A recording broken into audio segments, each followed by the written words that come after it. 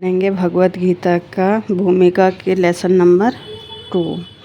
भगवत गीता की विषय वस्तु में 5 मूल सत्यों का ज्ञान निहित है। सर्वप्रथम ईश्वर के विज्ञान की ओर, फिर जीवों की स्वरूप स्थिति की विवेचना की गई है। ईश्वर का अर्थ नियंता है और जीवों का अर्थ है नियंत्रित।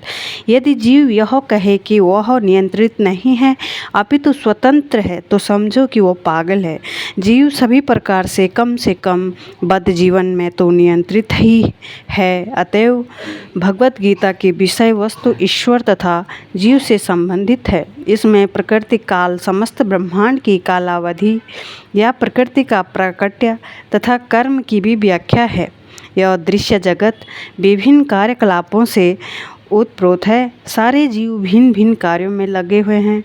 भगवत गीता से हमें अवश्य सीखना चाहिए कि ईश्वर क्या है, जीव क्या है, प्रकृति क्या है, दृश्य जगत क्या है, यह काल द्वारा किस प्रकार नियंत्रित किया जाता है और जीवों के कार्यकलाप क्या है। भगवत गीता की इन 5 मूलभूत विषयों में से इसकी स्थापना की गई है कि भगवान अथवा कृष्ण अथवा ब्रह्मा या परमात्मा, आप जो चाहे कह लें, सबसे श्रेष्ठ हैं। जीव गुण में परम नियंता के ही समान हैं। उदाहरण था, जैसा कि भगवत गीता के विभिन्न अध्यायों में बताया जाएगा, भगवान भौतिक प्रकृति के समस्त कार्यों के ऊपर नियंत्रित रखते हैं। भौतिक प्रकृति के स्वतंत्र नहीं हैं, वह परमेश्वर की अध्यक्षता में कार्य करती हैं। जैसा कि भगवान कृष्ण कहते हैं, मध्याक्षेण प्रकृति ही श्रूयते सचराचरम। भौतिक प्रकृति मेरी अध्यक्षता में कार्य करती है। जब हम दृश्य जगत में विचित्र बातें घटते देखते हैं तो हमें यह जानना चाहिए कि इस जगत के पीछे नियंता का हाथ है। बिना नियंत्रण के कुछ भी हो पाना संभव नहीं है। नियंता को ना मानना बचपना होगा। उदाहरण था, एक बालक सोच सकता है कि स्वतोचालित यान विचित्र होता है क्योंकि वह बिना घोड़े के या खींचने वाले पशु से चलता है, किंतु अभिज्ञ व्यक्ति स्वतोचालित यान की अभियांत्रिक व्यवस्था से परिचित होता है।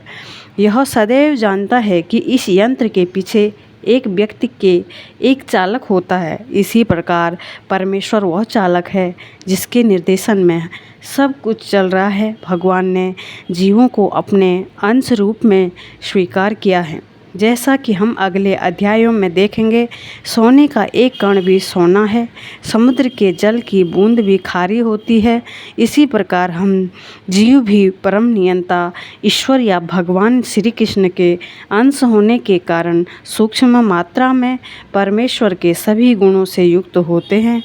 क्योंकि हम सूक्ष्म ईश्वर या अधीनस्थ ईश्वर हैं, हम प्रकृति पर नियंत्रण करने का प्रयास कर रहे हैं और इस समय हम अंतरिक्ष या ग्रह को वश में करना चाहते हैं।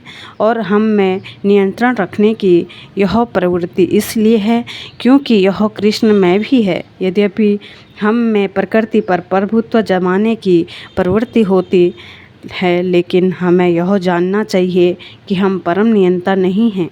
इसकी व्याख्या भगवत गीता में की गई है। भौतिक प्रकृति क्या है? गीता में इसकी भी व्याख्या अपरा प्रकृति के रूप में हुई है। जीव को परा प्रकृति, उत्कृष्ट प्रकृति कहा गया है। प्रकृति चाहे परा हो या अपरा, सदैव नियंत्रण में रहती हैं। प्रकृति स्त्री स्वरूपा है और वह भगवान द्वारा उसी प्रकार नियंत्रित होती है जिस प्रकार पत्नी अपने पति द्वारा।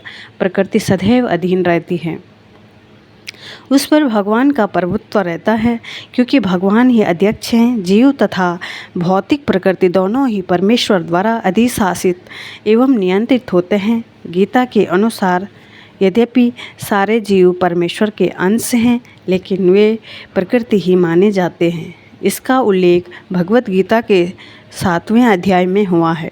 अप्रेयमितस्त्वन्याम, यह भौतिक प्रकृति मेरी अपरा प्रकृति है। प्रकृतिम विधिम में पराम जीवभूताम बा महाबाहो ययेदम धार्यते जगतः, लेकिन इससे भी परे दूसरी प्रकृति है। जीव भूताम अर्थात जीव है। प्रकृति 3 गुणों से निर्मित है, सतोगुण, रजोगुण तथा तमोगुण। इन गुणों के ऊपर नित्य काल है। इन गुणों तथा नित्य काल के संयोग से अनेक कार्यकलाप होते हैं जो कर्म कहलाते हैं। ये कार्यकलाप अनादिकाल से चले आ रहे हैं और हम सभी अपने कार्यकलाप कर्मों के फलस्वरूप सुख या दुख भोग रहे हैं। उदाहरण था, मान लें कि मैं व्यापारी हूँ और मैंने बुद्धि के बल पर कठोर परिश्रम किया है और बहुत संपत्ति संचित कर ली है, तब मैं संपत्ति के सुख का भोगता हूँ। किंतु यदि मान लें कि व्यापार में मेरा सब धन जाता रहा तो मैं दुख का भोगता हो जाता हूँ। इसी प्रकार जीवन के प्रत्येक क्षेत्र में हम अपने कर्म के फल का सुख भोगते हैं या उसका कष्ट उठाते हैं, यह कर्म ही कहलाता है। ईश्वर, जीव, प्रकृति, काल तथा कर्म, इन सब की व्याख्या भगवत गीता में हुई है। इन 5 में से ईश्वर, जीव, प्रकृति तथा काल शाश्वत है। प्रकृति की अभिव्यक्ति अस्थायी हो सकती है परंतु यह मिथ्या नहीं है।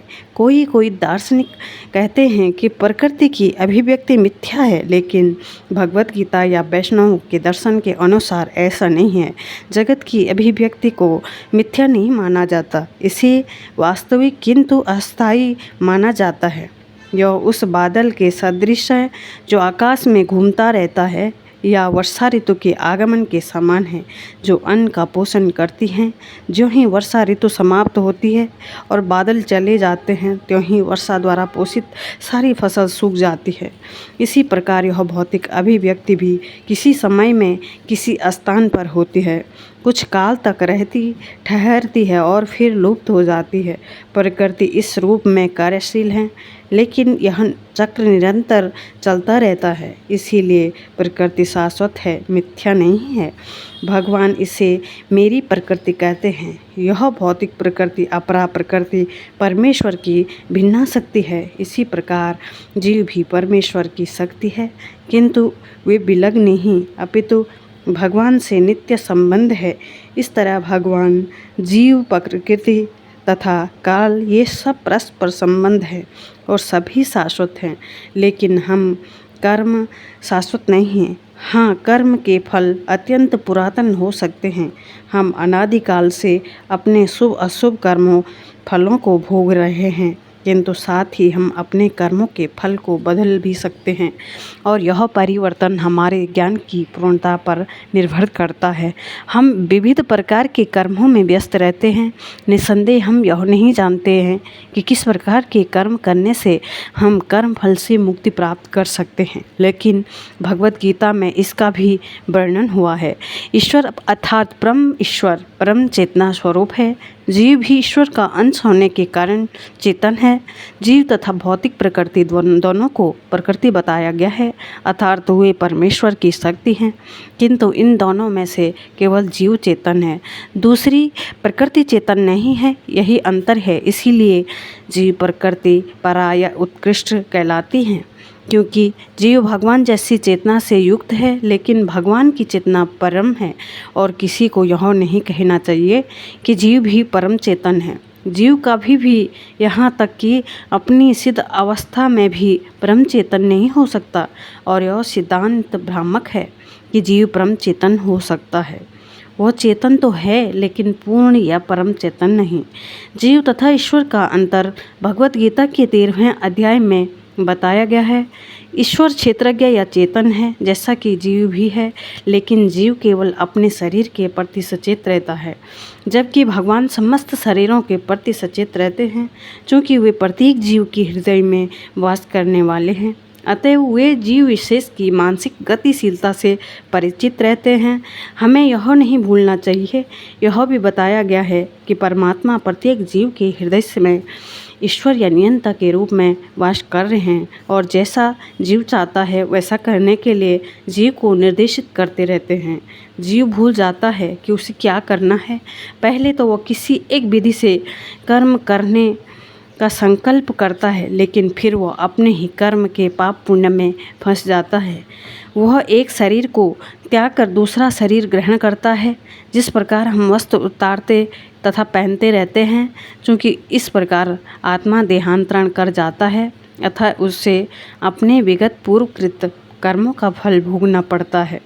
ये कार्यकलाप तभी बदल सकते हैं जब जीव सतोगुण में स्थित हों और यह समझे कि उसे कौन से कर्म करने चाहिए। यदि वह ऐसा करता है तो उसके विगत पूर्वकृत कर्मों के सारे फल बदल जाते हैं। फलस्वरूप कर्म शाश्वत नहीं है। इसीलिए हमने यह कहा है कि 5 तत्वों ईश्वर, जीव, प्रकृति, काल तथा कर्म में से 4 शाश्वत हैं। कर्म शाश्वत नहीं है। परम चेतन ईश्वर जीव से इस मामले में समान है। भगवान तथा जीव दोनों की चेतनाएं दिव्य हैं। यह चेतना पदार्थ के संयोग से उत्पन्न नहीं होती है। ऐसा सोचना भ्रांति मूलक है। भगवत गीता इस सिद्धांत को स्वीकार नहीं करती कि चेतना भौतिक संयोग की किन्हीं परिस्थितियों में उत्पन्न होती है। यह चेतना भौतिक परिस्थितियों के आवरण के कारण विकृत रूप से प्रतिबिंबित हो सकती है। जिस प्रकार रंगीन कांच से परावर्तित प्रकाश उसी रंग का प्रतीत होता है, किंतु भगवान की चेतना भौतिकता से प्रभावित नहीं होती है। भगवान कहते हैं, मध्याक्षेण प्रकृति ही। जब वे इस भौतिक विश्व में अवतरित होते हैं तो उनकी चेतना पर भौतिक प्रभाव नहीं पड़ता। यदि वे इस तरह प्रभावित होते तो दिव्य विषयों के संबंध में उस तरह बोलने के अधिकारी न होते जैसा कि भगवत गीता में बोलते हैं। भौतिक कलमशग्रस्त चेतना से मुक्त हुए बिना कोई दिव्य जगत के विषय में कुछ नहीं कह सकता। अतः भगवान भौतिक दृष्टि से कलुषित दूषित नहीं है। भगवत गीता तो शिक्षा देती है कि हमें इस कलुषित चेतना को शुद्ध करना है। शुद्ध चेतना होने पर हमारे सारे कर्म ईश्वर की इच्छा अनुसार होंगे और इससे हम सुखी हो सकेंगे। परंतु इसका अर्थ यह भी नहीं है कि हमें अपने सारे कार्य बंद कर देने चाहिए, अपितु हमें अपने कर्मों को शुद्ध करना चाहिए और शुद्ध कर्म भक्ति कहलाते हैं। भक्ति में कर्म सामान्य कर्म प्रतीत होते हैं, किंतु वे कलुषित नहीं होते।